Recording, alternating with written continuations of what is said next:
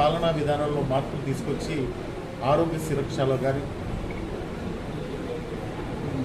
అన్ని విధానాల్లో కూడా ఎన్నో మార్పులు తీసుకొచ్చింది మన ముఖ్యమంత్రి గారు అని చెప్పి కూడా ఈ సందర్భంగా మనవి చేసుకుంటూ రాబోయే కాలంలో ఇవన్నీ కూడా కొనసాగాలి, ఈ రాష్ట్రం సుభిక్షంగా ఉండాలి అని మేమందరం కూడా భావిస్తూ ఉన్నాం. అదేవిధంగా ప్రజలందరూ కూడా అదే విధంగా భావిస్తూ ఉన్నారు.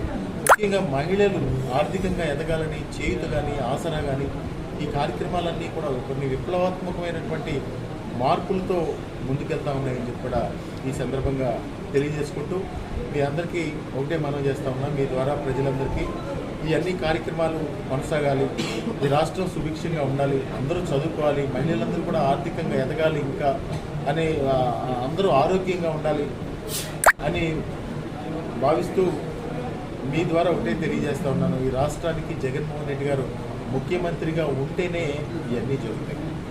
కానీ మనం చూస్తూ ఉన్నాం, అందరూ ఒకవైపు పవన్ కళ్యాణ్ గారు, చంద్రబాబు నాయుడు గారు, మళ్ళీ ఇప్పుడు మోడీ గారు కలిశారు.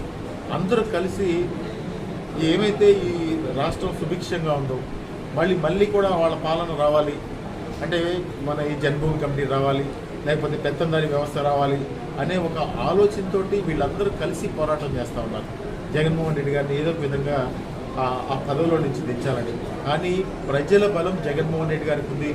ఆ విషయాన్ని గుర్తుపెట్టుకోవాల్సిందిగా ఆ ప్రతిపక్ష నాయకులందరికీ కూడా మీ ద్వారా తెలియజేస్తూ ఉన్నాను. నిన్ననే మా జగన్మోహన్ రెడ్డి గారు 25 మంది ఎంపీలు, 175 మంది శాసనసభ్యుల లిస్టు కూడా ఒకేసారి దమ్మున్న నాయకుడిగా అనౌన్స్ చేసిన పరిస్థితులన్నీ కూడా మీరు చూశారు. పామరు విషయం వచ్చేసరికి జగన్మోహన్ రెడ్డి గారు 2019లో నాకు టికెట్ ఇచ్చి ప్రజల దగ్గరికి వెళ్ళి సేవ చేయమని చెప్పి పంపించారు.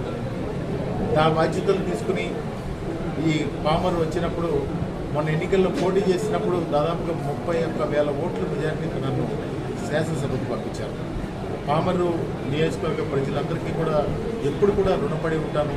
వాళ్ళు చూపించినటువంటి ప్రేమ, అనురాగం, ఆప్యాయతలు ఎప్పుడు కూడా మర్చిపోమని చెప్పి కూడా ఈ సందర్భంగా మీ ద్వారా తెలియజేసుకుంటూ మళ్ళా జగన్మోహన్ రెడ్డి గారు రెండోసారి అవకాశం ఇచ్చారు. తప్పకుండా ప్రజలు నన్ను ఆదరిస్తారని చెప్పి నేను కూడా భావిస్తూ ఉన్నాను.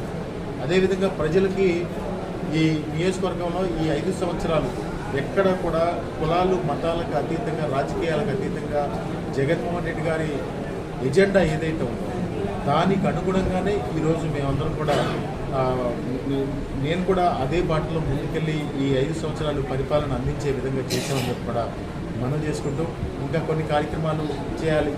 ఆ కార్యక్రమాలన్నీ కూడా కొన్ని ఇబ్బందుల వల్ల పామర్లో ఇళ్ల స్థలాలు ఇవ్వాలి.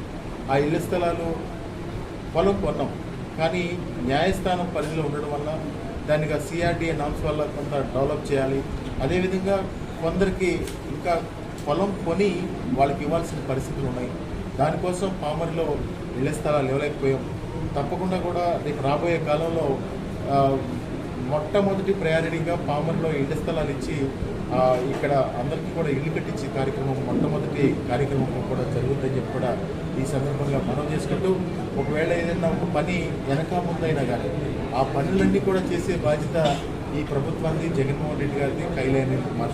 ఆ ఒక్క విషయాన్ని మీ ద్వారా ప్రజలకు తెలియజేసుకుంటూ ఇంకా గ్రామాల్లో గడపకి తిరిగే ప్రతి గ్రామంలో కూడా మౌలిక సదుపాయాలు కల్పించడంలో ఆ గడప ఫండ్స్లో కానీ జిల్లా పరిషత్ నుంచి కానీ నిధులు తీసుకొచ్చి అన్ని గ్రామాలు కూడా మౌలిక సదుపాయాలు కల్పించడంలో ముందుకెళ్ళాం. ఎందుకంటే తెలుగుదేశం పార్టీ వాళ్ళు ఏమంటా ఉన్నారంటే జగన్మోహన్ రెడ్డి గారు పూర్తిగా ఏదో పప్పు బెల్లాలాగా పనిచేశాడు కానీ అభివృద్ధి లేదని చెప్తాం.